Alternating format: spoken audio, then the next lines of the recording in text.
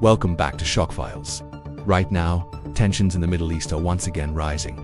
Over the past few days, headlines have focused on renewed military activity, strong political statements, and increased military readiness across the region.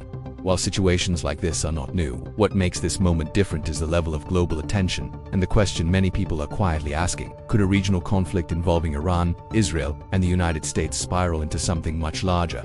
Tonight, we're not speculating wildly, we're not predicting World War III, but we are going to examine calmly and clearly how conflicts expand, and why this particular triangle of power has always carried global consequences.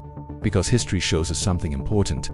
Major wars rarely begin with the intention of becoming global, they grow. To understand today's tensions, we have to step back. Iran and Israel have been strategic adversaries for decades. Since Iran's 1979 revolution, its leadership has opposed Israel's existence. Israel, in turn, sees Iran's military growth and regional alliances as a direct threat to its national security. But here's what makes this relationship unique: they rarely fight each other directly. Instead, conflict has often played out in the shadows through cyber operations, intelligence activities, airstrikes in neighboring countries, and proxy groups operating across the region. It's a cold confrontation, but with very hot consequences. And then there's the United States. The US is Israel's closest military ally. Billions in defense cooperation, intelligence sharing, joint military planning.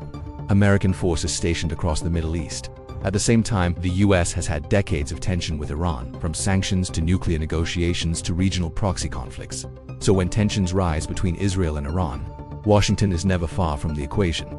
And that's where the global risk begins. Now let us talk about the factor that raises the stakes more than anything else: nuclear capability. Iran maintains that its nuclear program is for peaceful energy purposes. Western governments and Israel remain skeptical, fearing that advanced enrichment capabilities could eventually be weaponized.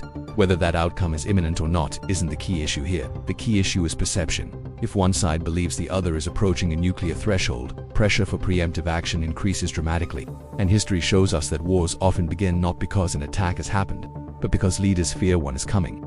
That kind of pressure compresses decision-making timelines. It increases the risk of miscalculation. And miscalculation is what turns regional crises into global ones. Another layer to this situation is proxy warfare. Iran maintains relationships with armed groups across Lebanon, Syria, Iraq, and Yemen. Israel has repeatedly acted to limit the influence of those groups near its borders. The United States has also had confrontations with militia forces in Iraq and Syria. This creates a web of tension. If one confrontation escalates, others can ignite almost simultaneously. It's not a single front, it's multiple flashpoints all connected. And when multiple flashpoints activate at once, controlling escalation becomes much harder. So how does something like this expand beyond the Middle East? It usually doesn't start with a grand declaration. It starts with alignment. If Iran feels cornered, it may strengthen ties with global powers like Russia or China diplomatically. If Israel feels existentially threatened, it may seek stronger backing from Western allies. As alliances solidify, the conflict becomes less about two nations and more about blocs.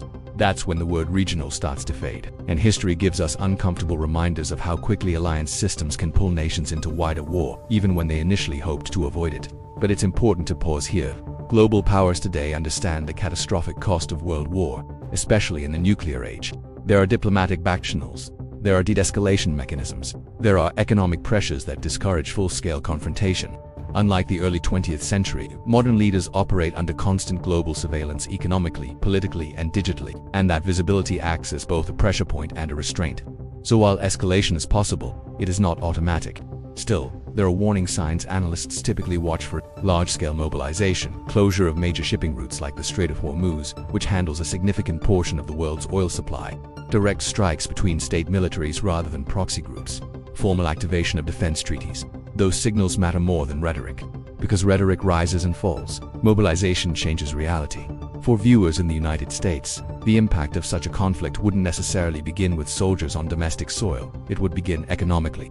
Energy prices, market volatility, supply chain disruption, cybersecurity threats. Modern warfare is multidimensional. It doesn't always arrive in the form people expect, and that's what makes it more complex and, in some ways, more dangerous. But here's the most important point. World wars don't happen simply because tensions exist. They happen when diplomacy collapses. They happen when miscalculation overrides caution. They happen when leaders believe escalation is less costly than restraint. Right now, despite heightened tensions, global actors still appear aware of those costs. That awareness is the single biggest barrier between regional conflict and global war. So where does that leave us? In a moment of uncertainty, but not inevitability. the Middle East remains one of the most strategically sensitive regions in the world. The relationships between Iran, Israel, and the United States carry enormous weight. And yes, under the wrong conditions, escalation could expand beyond borders. But history also shows something else. Tense moments often produce intense diplomacy behind the scenes. What we see publicly is only part of the story. The real question is not, is World War III starting? The real question is, can global powers manage rivalry without crossing the line into catastrophe? That answer depends on decisions being made right now, quietly, strategically, and with enormous consequence. And that's why moments like this matter. Not because they guarantee global war, but because they test whether the modern world has learned from its past.